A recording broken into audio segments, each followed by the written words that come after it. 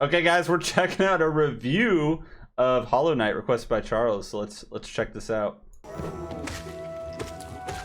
It's not hard to get lost in the deep subterranean world of Hollow Knight. There's been a lot of people asking about this, actually. The expansive catacombs of Hallownest have countless paths to explore and secrets to find. But more than that, it's rich with lore, history, and purpose that drew me into a 2D Metroidvania kingdom I wanted to uncover every inch of.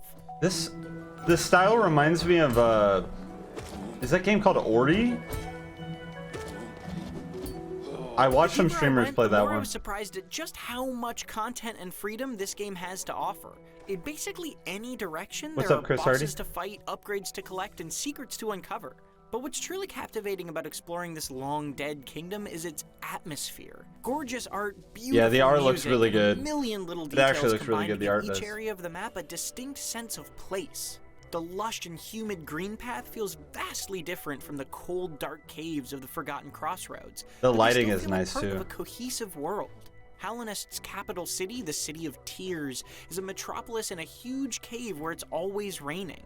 10 hours after I first discovered it, I stumbled across the Blue Lake, a massive body of serene water positioned just above the underground city. Hollow Knight doesn't shove this connection in your face. It just Similar lets styles. you explore its world and piece together the history for yourself.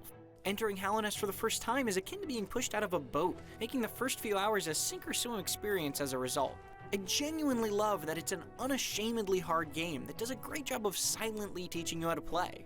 But it still felt a little bit daunting Okay, that's to start, cool. especially when death means having to fight your way back to your corpse to reclaim your money. Like any Metroidvania, your path options are gated behind things like ledges that are too high to reach, or gaps that are too far to jump until you find the necessary upgrades, like a dash or a wall climb. So there's a lot but of teases, there are enough options that don't result okay. in dead ends to keep you exploring for quite a while. I like games that don't kind of The combat hold your hand. is as satisfying as it is You gotta kind of challenging, figure it out. and it massively rewards patience and skill. Killing enemies is a matter of sharp timing, learning attack patterns, and finding safe moments to heal. You can find upgrades to raise your weapon damage or health, but more importantly, I just got better as I went. Equipable charms let you customize your playstyle as well. They range from small effects like extending your attack distance or gathering more soul to large changes, like swapping your soul blast for a shotgun burst of maggots. Thankfully, you can freely swap charms whenever you sit at a bench, which serve as Hollow Knight's save points. That meant I could come up with specific charm loadouts for different scenarios on the fly. That was way more customization than I was expecting, actually. Faster, or take down a particularly tricky boss. Never felt like there was a wrong choice here, just different strategies. And if any situation will push you to test those choices out, it will likely be one of Hollow Knight's dozens of big boss fights. I don't have a controller. From small and agile enemies to large, deadly brutes. These contained challenges are some of the best thrills available, and some of the hardest, too. But if you get frustrated, you can always just wander down a different path and try again later.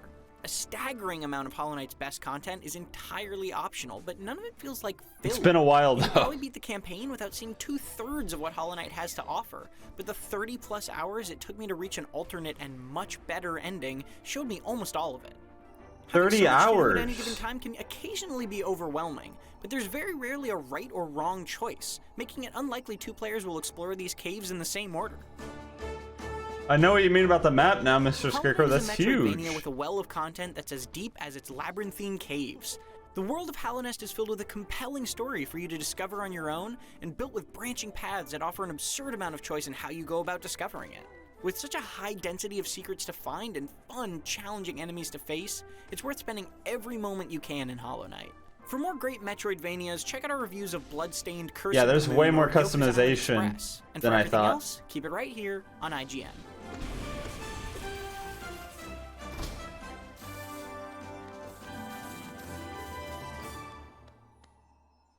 It's called Hollow Knight. It's called Hollow Knight.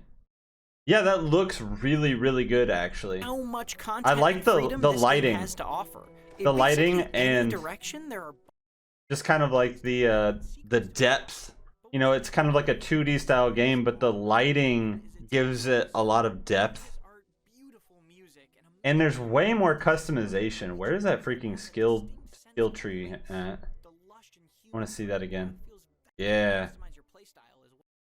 Look at that. He's mousing over him too quick. Drains the soul, use it to burn. Yeah, so there's like, these must be like kind of your abilities or your skills. Use bear from recoiling backwards when they strike an enemy with a nail. Yeah, there's like a lot of customization and just the skills, which I was not expecting. I was just figuring it to be like, here's your character, here's your weapon, and you just, you know, work your way through the game. For different scenarios on the fly, be it wanting to collect more money, move faster, or take down a particularly tricky boss. Never felt like there was a wrong. And there was that one part there where they like, they've intentionally put in, I think it was right here. It's an unashamedly hard game that does a great job Yeah. of teaching you how to play. But it still felt a little bit daunting to start, especially when death means having to fight. He mentioned something about they literally designed some of the levels to make you think you can get to certain areas, but you can't actually reach them. So I think I called that like a tease or something, but I think that's kind of cool. So it's not like this is, you keep going right, you keep going left, you know?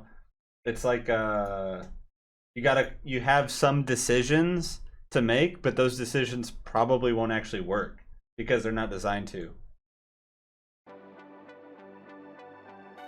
I like that. I like that. It's free on Game Pass. I don't have Game Pass. But I definitely, I like the style. I like that it's not, at least going off from what he was saying, they don't really hold your hand. Like it's, he said it was unashamedly difficult or something. So there's a lot of like, you got to kind of just figure it out. The map looks huge, which is cool. So there's going to be a lot of variety in there as well. I mean, yeah, look at that. Oh my gosh. And that's probably zoomed out too.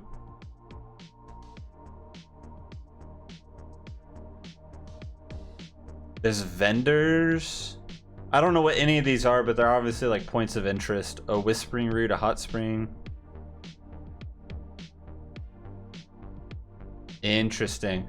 He put 30 hours into it just to get to like one of the endings, I guess. So there must be like more than one ending, which is kind of wild. So the way I decide on if a game is worth playing for me is, can I get 1 hour of enjoyment for every dollar the game costs? What's up, Chaspers? What's up, CP Monk?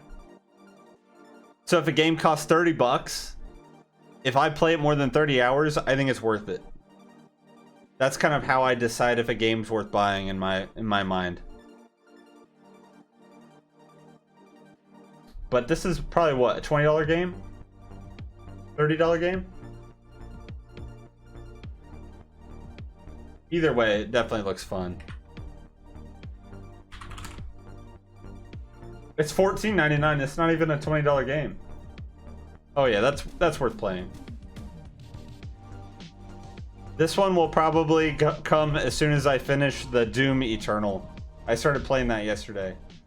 What is up, YouTube? If you want a chance to win a live song request, then be here on Sundays at 5 p.m. Eastern. We're streaming marbles on stream. You'll get a marble. It'll run the obstacle course, and if you're lucky enough to win, you'll get a song request of your choice. It is a blast, guys. So many people show up. I've discovered so many new bands doing this. It's just something fun, different than the day-to-day stuff on the channel. There'll be links down below to the Discord where you can join, find out how to enter the races. We're always in there chatting, memeing, talking anything about music. It is so freaking fun, guys. So I will see you there. And as always, if you're still here, if you're still watching, thank you so much. And I will see you on the next one.